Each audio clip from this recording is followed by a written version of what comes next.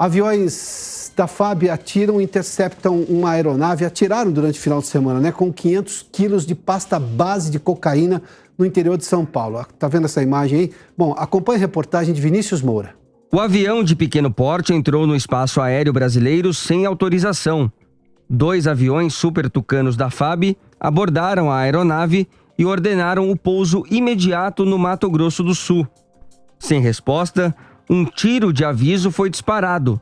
Após novo alerta, os pilotos da FAB foram obrigados a atirar contra o avião.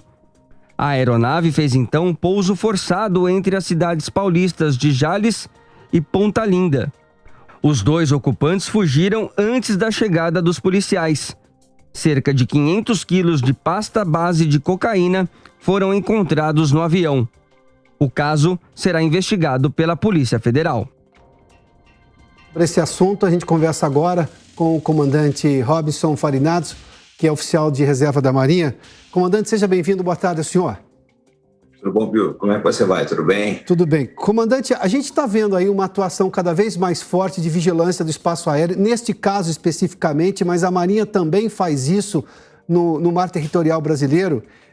Esse tipo de coisa precisa ser cada vez mais divulgada, porque não raro a gente ainda vê o discurso, mas as Forças Armadas só atuam quando se chama para resolver problema de segurança interna, o que não é uma função das Forças Armadas segundo a Constituição. Mas quando se fala sobre soberania e, claro, invasão do território nacional, que foi o que aconteceu, neste caso era uma aeronave com droga, e a Força Aérea foi lá e interceptou, e obviamente as 2 pessoas fugiram, mas o avião foi interceptado.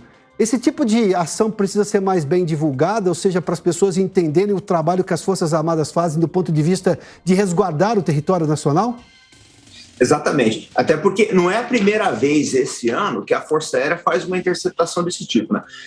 Do que eu já sei das páginas da FAB, que eu andei fazendo uma pesquisa, acho que é a 3ª ou 4ª, isso de interceptações aéreas. A FAB também ajudou a rastrear barcos com produtos ilícitos aqui a caminho do Brasil. Normalmente, o que a Força Aérea faz?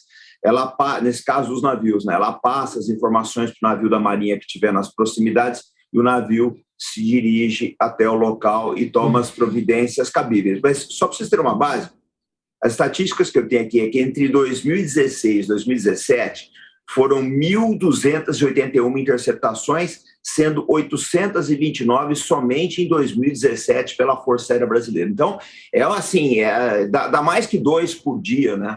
Às vezes. Comandante, e se a gente consegue fazer uma interceptação importante como essa, é porque houve investimento nas Forças Armadas. E quando se fala de investimento em aviões, em navios ou em material para o Exército, normalmente é um assunto polêmico no Brasil. Aliás, com parte da própria imprensa, dos meus colegas, não entendendo e criticando esse investimento. Agora, quando me lembro da época do Civan também, de se ter o sistema de vigilância da Amazônia, o mundo inteiro está de olho na Amazônia e o Brasil tinha um problema de vigilância. Aperfeiçoou-se isso. Há todo um investimento com aviões novos agora, inclusive com essa frota nova de caças supersônicos, mas nós estamos falando de Tucanos fabricados aqui no Brasil, seja pela Embraer, que para esse tipo de vigilância talvez seja o avião mais sofisticado que tem, porque ele vai na mesma velocidade desse tipo de avião que faz tráfico de droga. Ou mesmo do mar territorial brasileiro, com investimentos melhores nos navios da Marinha. É por isso que, por não se divulgar muito essas ações, que talvez as pessoas ainda tenham restrição a investimento em Força Armada, ou o senhor acha que é uma outra razão?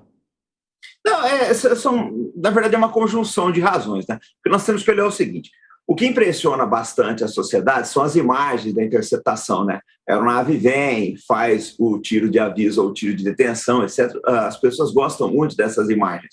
Mas nós temos que olhar que a Força Aérea Brasileira fez um investimento maciço em radares. E se não fosse esse investimento, né, de uma ampla gama de radares cobrindo boa parte do território nacional, você não conseguiria chegar nessa expertise, chegar nessa capacidade. Porque o que acontece? Você tem diversas aeronaves espalhadas por diversas bases, mas elas não estão voando o tempo todo. É o radar que está fazendo a maior parte do trabalho de localizar essas aeronaves em atitude suspeita. Porque também o que pode acontecer é o seguinte, né?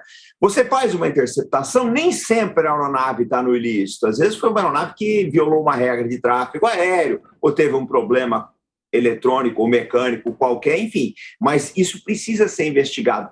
Então as pessoas não veem todo o investimento que houve por trás disso. Eu costumo dizer o seguinte, que em termos de Forças Armadas, é que nem médico. Você só vai valorizar quando você tiver um problema. Só dá valor no teu plano de saúde ou no teu médico de família quando você tem uma doença, né? Então, a gente pega, por exemplo, o caso agora da Ucrânia, né?